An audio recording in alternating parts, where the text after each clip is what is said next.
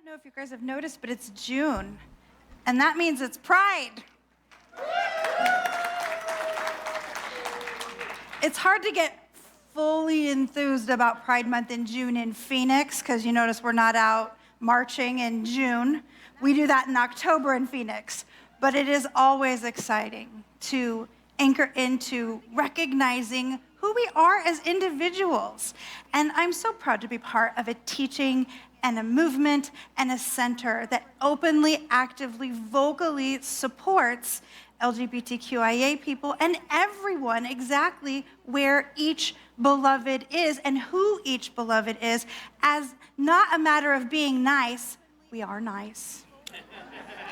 But that's really not what this is about.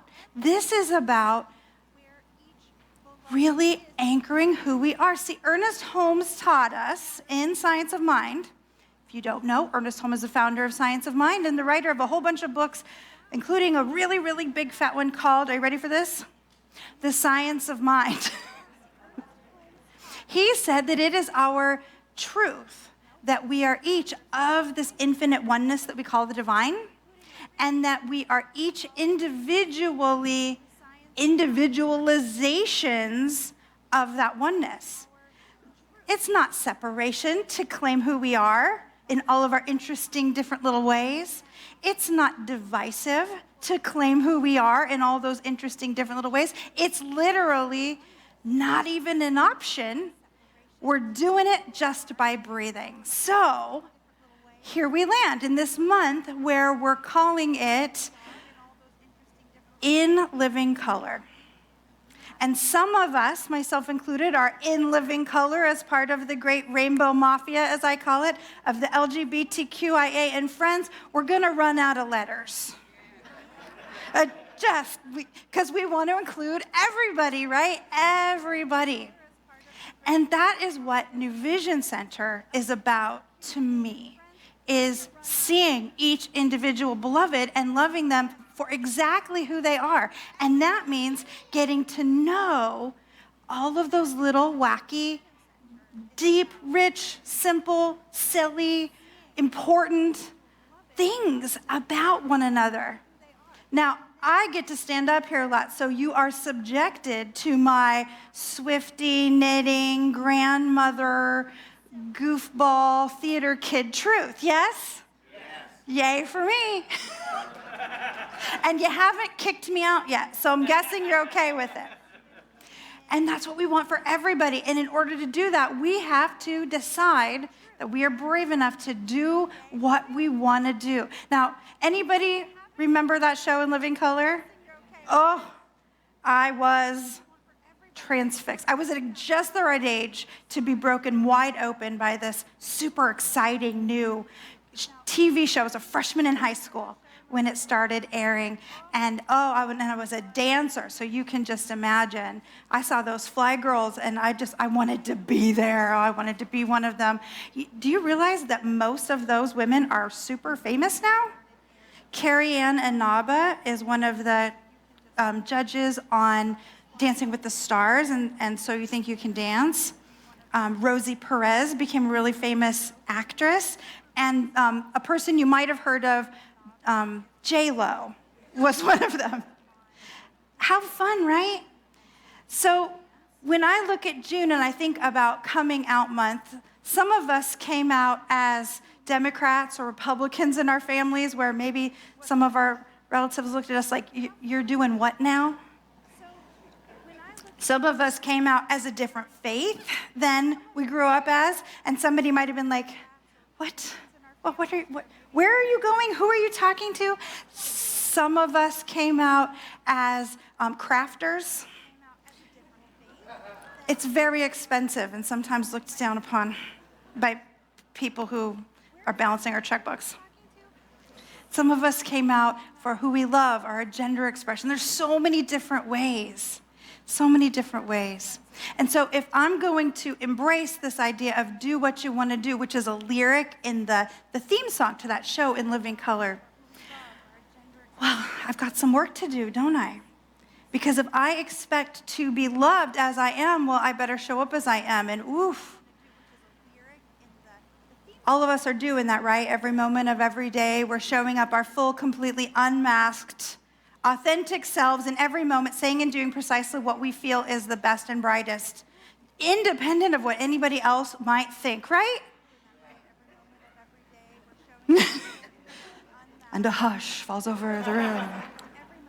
I hear you, I hear you. So it takes courage. It takes courage to be ourselves. And the very first part is the very hardest part. Are you ready? We have to know ourselves. Know thyself. I feel like the first point in about half of my talks is know thyself. We have to know who we are. So sometimes we know something about ourselves and we have shoved it down, because, what if they don't like it, or it's not popular, or it's not cool. Thank God I'm not cool, and I've never had to worry about trying to stay cool. Oh, that was a big weight off. But some of us just sort of feel detached. Like there's something important about ourselves that we haven't even found yet ourselves. Anybody ever feel that way? Like something's calling me and I don't know what it is. Yeah. And we don't like to be uncomfortable as humans. I don't like to be uncomfortable. But we have to be willing to be uncomfortable for a little while, and sometimes a long while, to let that steep all the way through. I mean, I wish I had popped out at 4 years old and been like, this is who I am, and I know everything. Nope, wasn't really my story, and may not have been yours either. But you can't be yourself if you don't know yourself. If only there were tools and places and opportunities to know yourself more deeply. Wouldn't that be a wonderful gift? I'm so glad you said that. I'm so glad you said that, because we literally build this place and chock it full of ways to explore your inner self. Not to do what we think you should do, or to be who we think you should be, or to believe what we think you should believe.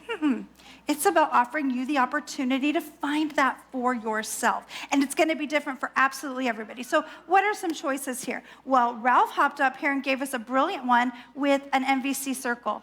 So there's going to be a pop-up today. I really invite you, if you're looking for a way to go deeper, know yourself, get to know other people, hop on over to the chapel and find out what that's like. What I have heard over and over in the 7-ish years we've had circles going is that not only does it offer us the opportunity to open up to our own truths, it gives us the opportunity to really anchor in with a group of other beloveds who become like family over the months and years. Doesn't that sound delicious? People who really know you and really love you just as you are. It's so yummy. We have new circles being born all the time. Right over there, there's a whole new circle group sitting right over there. Having a prayer partner is a fantastic way to dig a little bit deeper, to share with someone what's going on with you and be heard as you explore what is yours to do. You are in a room full of people who would love to pray with you if you're here on campus. An online campus, if you're in that chat, you're in a chat full of people who would love to pray with you. It's what we do. And if you want to go all the way back to the very beginning and start fresh, we've got a Change Your Thinking, Change Your Life class coming up with Reverend Karen Einhaus that is the perfect opportunity to strip it all back and start looking at yourself from every single layer. It's delicious. It's delicious. You know, once we figure out what's going on with ourselves on the inside, do you ever hear people say, be yourself? Be yourself. Everyone else is already taken. Be yourself. It's great advice, but we all just hop right into doing that, don't we? Some of us do. Dylan in the front row is nodding aggressively, yes. And some of us do. I do now. It took a while. And I do now. But it can be hard when there's a fear that it won't be celebrated. Especially if we've had an experience of who we are not being celebrated. So let's just take a breath for that, if that's coming up right now. there is this tendency to shrink, to fit, to try to be what we think is wanted, and to hide the parts of ourselves that might invite commentary. But it doesn't work. It doesn't work. Because if we hide the parts of ourselves that we are afraid to share in that most tender place, then what happens is the people who like us, we don't trust it. There's that ticker tape in the back of our mind saying, oh, but if they knew, they would not love me, they would not like me, they would not approve of me. And you know what? That's on us. Because we're not even giving them the chance to show us. They could love us so unconditionally and we'll never even know, because we don't give them the honor to show us that we're okay, that we're safe here. Ernest Holmes, in the Science of Mind textbook, he said this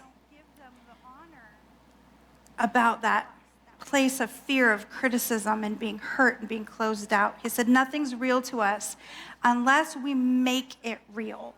Nothing can touch us unless we let it touch us. Refuse to have the feelings hurt. Refuse to receive anyone's condemnation. In the independence of your own mentality, believe and feel that you are wonderful. That's not conceit.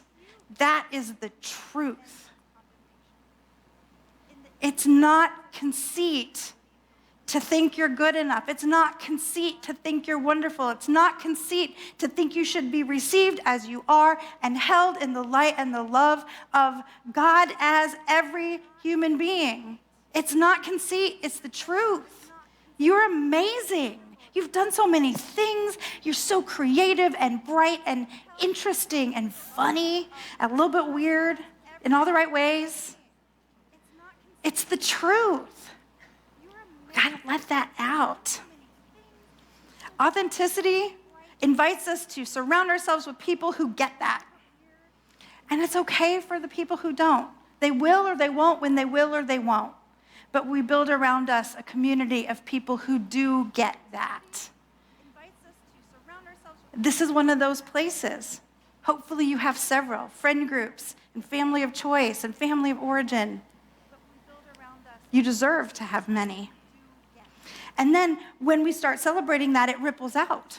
Because when we claim our truth, when we be who we are in our wacky weirdness, in our sweet quietness, in our whateverness, someone's watching you. I know it because I remember who I watched. Because I didn't trust it at first.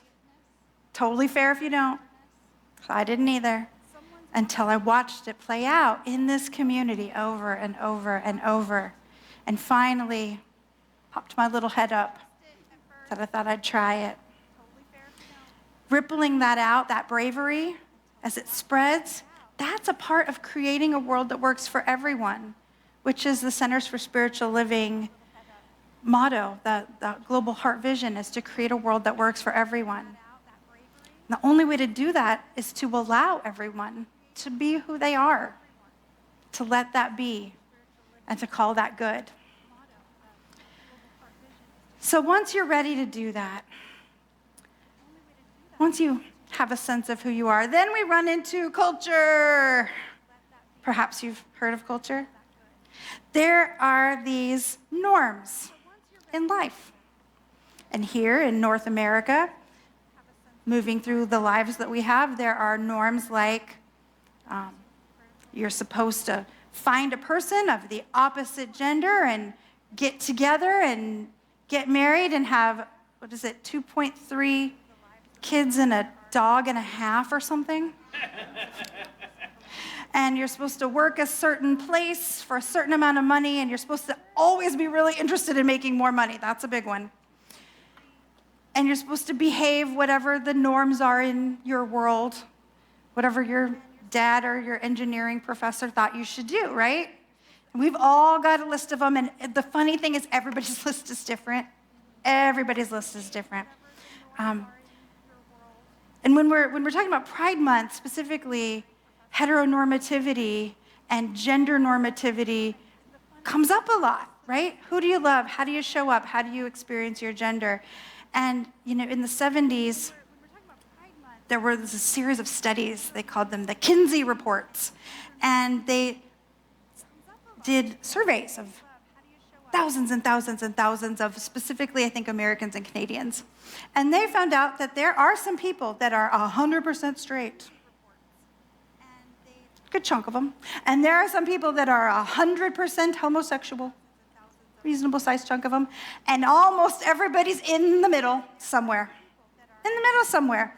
But we're living in this world where we're told kind of what we're supposed to be. And, you know, some people are very clever and they have this voice in their head that's like, no, that's not me. That's not what I am. And cool on you. I was kind of a dingbat. I was cheerleading my way through the great Midwest, and I didn't know that bisexual was a thing. Like, I literally didn't know. In the 90s, God knows what rock I was under. But, you know, I would have these powerful, strong relationships with young women of my acquaintance, a little obsessive, a little intense. And every once in a while, a friend would say, do you think you might be gay? I'm like, no, I am weirdly boy crazy. I was boy crazy. Never occurred to me that there was an in-between. Just didn't. Heteronormativity got me. And then in college, I learned a new thing. There was an in-between. Maybe the thing that's calling you, you don't even know what it is yet. And that's okay. My hope for you is that you are more curious than I was. I knew that something wasn't connecting quite right, but I didn't even ask. It didn't occur to me to look. Be brave enough to look. Because when all the pieces came together, gosh darn it, if I haven't married 2 men in a row on purpose and everything. But I understand myself better. I understand who I am, and who I am doesn't change according to who I'm in relationship with. Whoever you are, this is an invitation to explore it. This is an invitation to dig into who that is. Ernest Holmes said, to assert our individuality is to rise above the law of averages, that more highly specialized use of the law that brings freedom rather than bondage.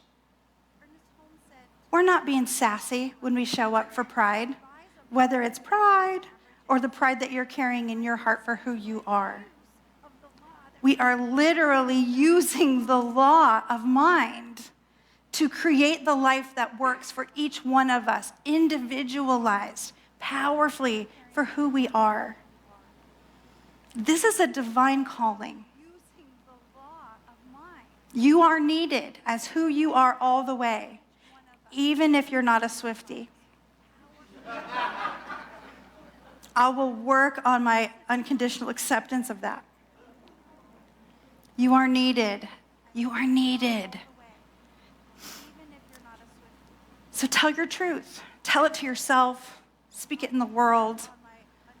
Support others as they do the same. And this doesn't stop at the end of Pride Month. This doesn't ever stop. So we have an affirmation, and I invite you to read it with me. I love who I am, trusting my higher self to guide me in every step. Let's say it again together. I love who I am, trusting my higher self to guide me in every step. This is the invitation.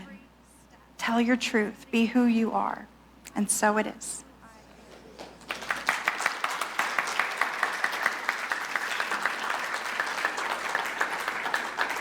So let's anchor this in with some prayer.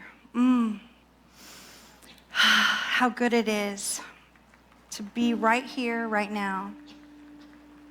to be in the ever presence of an infinite divine mind and heart that has space for each beloved exactly as each is, that calls us into the individualization that brings forth this particular expression of the divine that could never be known any other way.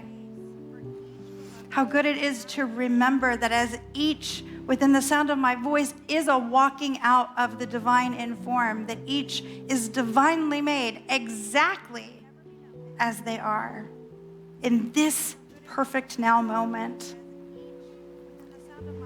And so I just speak a blessing of the rising up of divine truth, the rising up of owning who one is, of claiming that space on this earth to be who we are, loud and proud, fully honest, completely engaged. I'm grateful, so grateful knowing that this is already the truth in the heart and mind of the divine. And so I call it all beautifully, beautifully good. And so it is.